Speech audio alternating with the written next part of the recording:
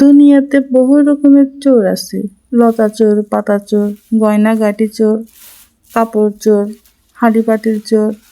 যত চোরই থাকুক না দুনিয়াতে, সব থেকে বড় চোর হচ্ছে মায়ের বাজারের টাকা চুরি।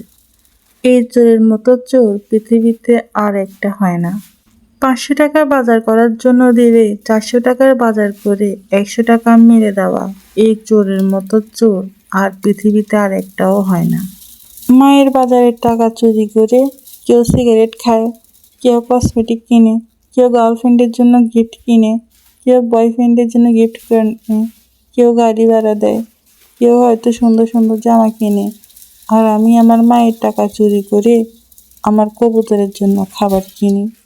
কবুতরের জন্য শুধু খাবার কিনি এমন না, আমার মায়ের বাজারের টাকা চুরি করে আমি আমার কবুতর কিনছি, কবুতরের জন্য খাঁচা কিনছি। আর সেইখানে কবুতরের জন্য খাবার লাগতেছে, তো যেহেতু বাজারটা আমার উপর দায়িত্ব পড়ছে, আমি বাজার করতে হয়, তো বাজারের টাকা থেকে 200-100 টাকা মেরে দিয়ে সেই টাকা দিয়ে কবুতরের জন্য খাবার কেনাটা আমার সব থেকে বড় দায়িত্ব বলে আমি মনে করি। যেহেতু আমি এখনো বেকার স্টুডেন্ট, কোনো চাকরি নাই, কোনো ইনকাম নাই, বাবা মায়ের হোটেলে বসে বসে খাচ্ছি, তো আমার প্রয়োজন ছাড়া তো আমাকে বাড়তি টাকা দিচ্ছে না। তো আমার যেগুলো প্রয়োজন হচ্ছে সেই টাকাটাই দিতেছে। তো এর বাইরে তো আমার কবুতর আছে, পাখি আছে, মুরগি আছে, যেগুলো হচ্ছে পার্সোনালি আমি শুধু একাই পালন করি, আমার ফ্যামিলির আর কেউ পছন্দ করে না।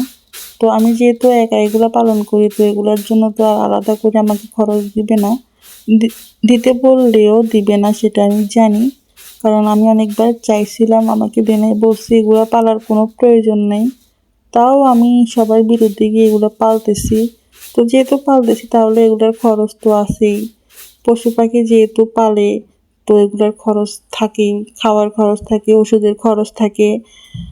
তো এই খরচগুলো তো এমনি এমনি পাওয়া যাবে না, তো এগুলোর জন্য হচ্ছে টেকনিক খাটাইতে হয়।